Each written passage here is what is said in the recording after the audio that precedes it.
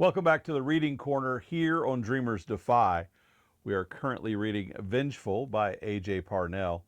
It's really getting good. We're up to chapter 21 today, which we're going to be getting into in just a minute. But like I always do, if this is your first time here, please go back to the introduction video, watch that. There is a little disclaimer on it about some of the sensitive subject matter that is covered in this story. And I will tell you that again here. There is sensitive subject matter that's covered throughout the book, just so that you know. And it's very much getting good. The detectives are really starting to get onto it, and things are kind of unraveling a little bit. And it's a lot of fun. If you don't already have your copy, go down in the link, in the description down there is a link for it on Amazon. And very soon we will actually offer here on our website, which of course is dreamersdefy.com, we will have actual signed copies of Vengeful by AJ Parnell, and those will be available on our website. They're not there yet, but they will be soon. For right now, just go to Amazon. Link is in the description. Get it there. So let's get on with it, shall we? Chapter 21 of Vengeful, Find a Happy Place. Huddled in the dark corner, Abigail tried to catch a few minutes of sleep while the wind whipped and the irritating tarp covering, causing it to snap and clang against the metal post. Peering out into the darkness, she could just make out the sway of the tall prairie grasses that led off in the direction Luke had disappeared about 20 minutes ago. The heat of the day had chilled as night descended, bringing with it brisk, cool breeze that should have been cooled her anger, but instead it burned in her chest like a golden heat-soaked embers as she thought of Luke's self-righteous lecturing. There was no need to try to explain things to Luke. He was simple and weak like all the others. Abigail hated to admit it, but Luke had gained the upper hand when he had caught her unaware, drugged her, and brought her out here in the middle of nowhere. That, of course, was on her. She should have seen the warning signs. When her precious box disappeared, she should have immediately formulated a plan to deal with her professor. Drawing her knees up to her chest, Abigail pondered. One question kept leading to another. How had Luke known about her collection? And more importantly, how the hell had he found out about Izzy? It was highly unlikely that Luke had been able to figure out who she was at 8 years old, let alone track down any of the other girls who had also stood witness to Izzy's supposed suicide. But even if he had, she had silenced them years ago with threats of severe retribution if they talked. So then how in the world had he figured it all out? Abigail scoffed. No matter how desperate things seemed to be now, she was not about to start believing in ghosts. Grabbing a handful of dirt, Abigail launched it at the wire. Everything led her back to the same troubling question. How in the hell does Luke know about Izzy and Andrea?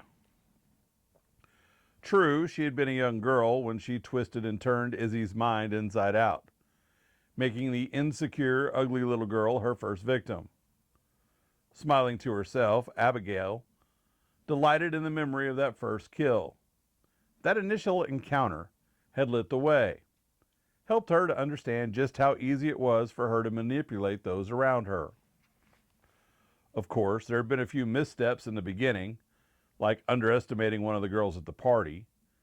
It still irked Abigail that she had been unable to emotionally blackmail Sarah, leading that stupid girl to rat her out to any adult who would listen. That error in judgment had landed Abigail in a psychiatric ward for children for the better part of 6 months. Maybe Susan was the one Luke had found. That would make sense. Wait, no. Abigail made sure that was not it because she had handled that specific problem back in high school. Suppressing a giggle, Abigail mused. Susan never saw that incident coming. Stupid girl.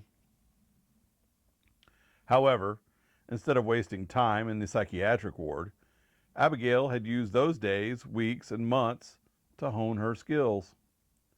Abigail observed the interactions of the doctors and their patients, studied her psychiatrist, and figured out the right things to say and do in order to convince him that she did not fully understand what she had done, that she felt so horrible about hurting Izzy that she would carry that guilt forever.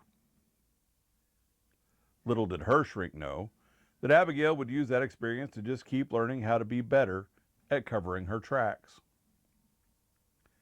In the end, she had been so convincing in the part that she had played that she even made people feel sorry for her.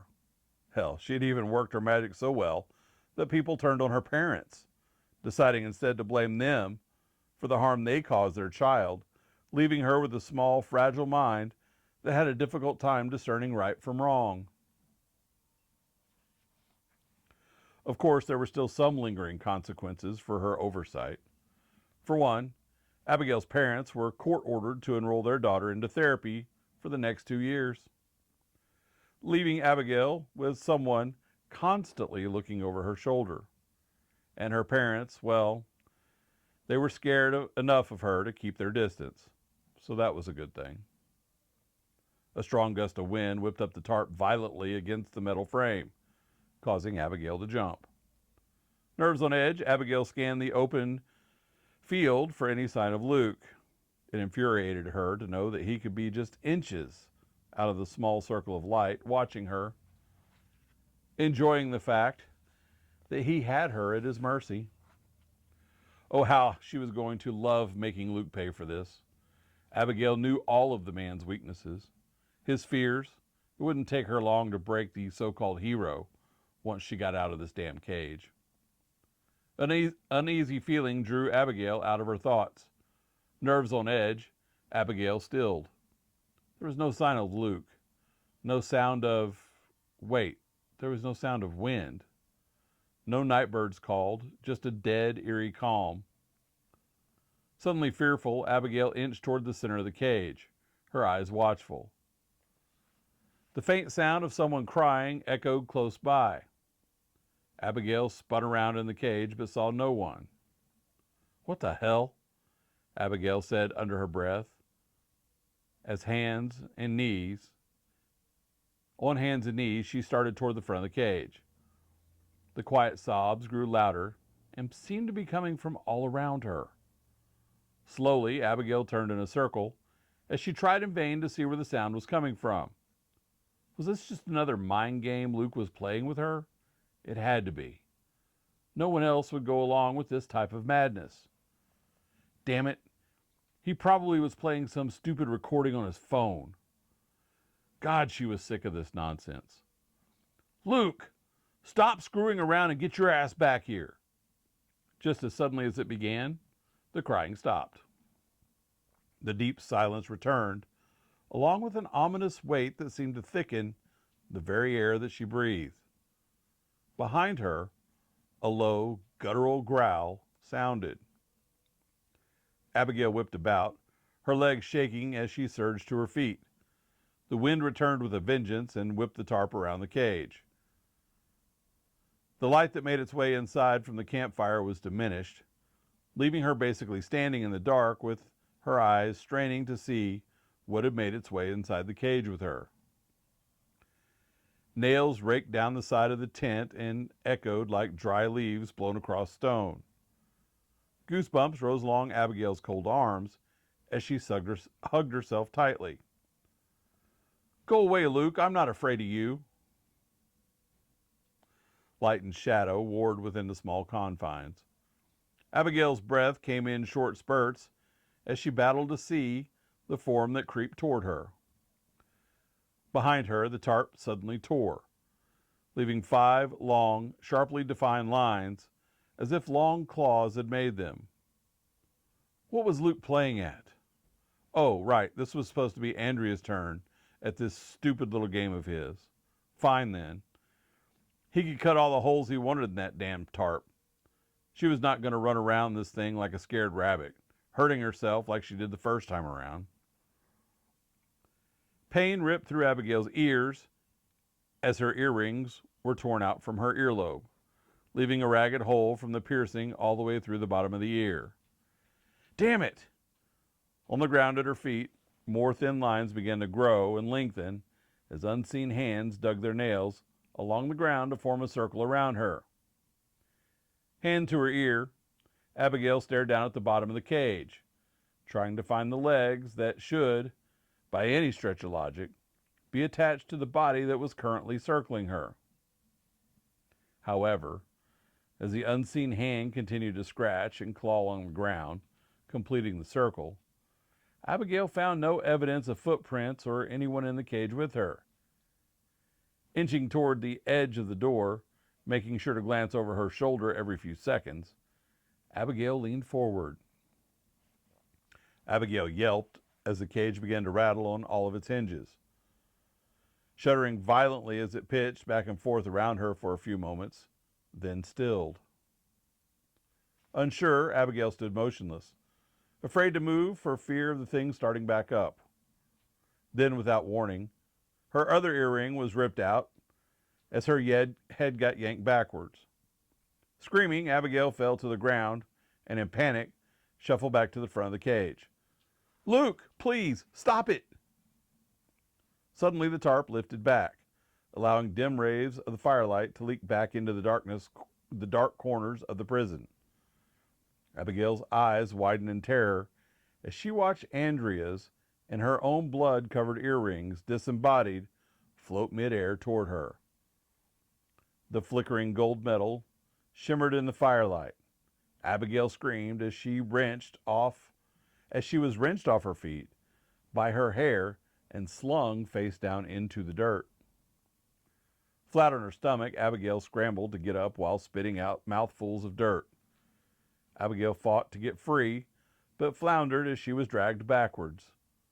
Kicking and screaming, Abigail cried out, "Luke, please!" Slung to the side of the cage, Abigail hit her head against the post. Head spinning, Abigail watched as Andrea, her skin a sickly blue and black with white foam oozing out of her mouth, materialized before her. In a panic, Abigail flipped over on her stomach, lurched toward the base of the cage, and began to yank and pull at the metal like a madwoman, screaming over and over again. And so ends chapter 21 of Vengeful. So, did you think the ghosts are real? Do you think they are real? Is Abigail just imagining them? Is Andrea a real ghost? And is she doing all this to her? Or is it something Luke put in her food and water? Is it still the drugs she was talking about? Again, has your theory changed at all as we go through the book? Let me know. Comments are down below. Like I said, if you haven't already got your own copy, go ahead over to Amazon and get it. The link is in the description. And we will have the autographed copies very soon on our website, dreamersdefy.com. And if you haven't visited, go ahead and visit over there. Over there, you can find out about us. You can also hook up on our Patreon page, which we're just getting going. You can go look at that and see what we got going on there. More stuff as we go along. We're just getting rolling with this. We're trying to give you all the good stuff. And even just reading you a few stories, like we do here on the Reading Corner on Dreamers Defy.